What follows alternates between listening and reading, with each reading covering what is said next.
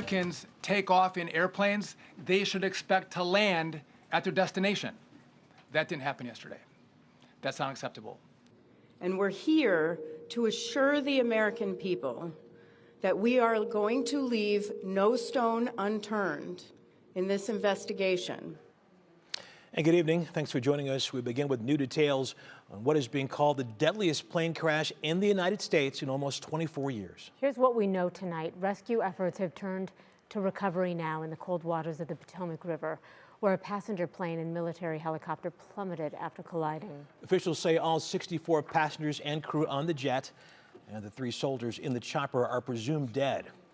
A new preliminary report from the FAA points to staffing inside the air traffic control tower at Reagan Washington National Airport at the time of the crash, saying it was, quote, not normal.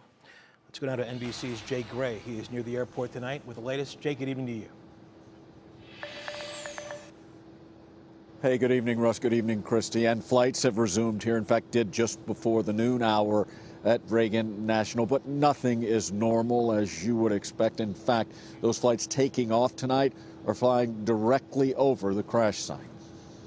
Teams continue to search the bitter cold waters of the Potomac. Their mission now shifting from rescue to recovery. At this point, we don't believe there are any survivors from this accident. A horrific midair collision. Crash. This is Alert 3. An American Airlines regional jet on final approach to Reagan National Airport with 60 passengers and 4 crew members, and an Army Black Hawk chopper, 3 soldiers on board during what's described as a routine training flight, both aircraft exploding into a fireball at impact. We will look at the aircraft, we will look at the helicopter, we will look at the environment in which they were operating in. Investigators stress finding a cause is going to take some time.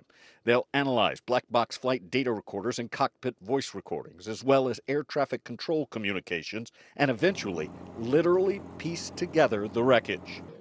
That we are going to leave no stone unturned in this investigation.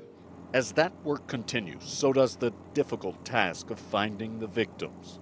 Dozens have been pulled from the crash site, crews promising to continue until all 67 who died are found. A group that includes several young figure skaters and their coaches. It's a close, tight bond, and I think for all of us, we have lost family. Overwhelming loss that so many families are dealing with right now.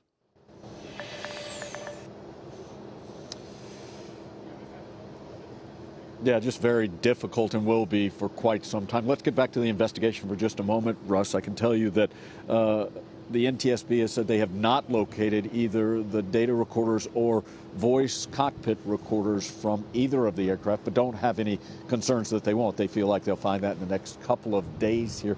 They're also taking a look at how busy the airspace is here at Reagan National. In fact, the main runway here, the busiest in the nation, with 800 takeoff and landings every day. All right, Jay Gray, just outside of Reagan National Airport, outside of Washington, D.C. Thank you so much.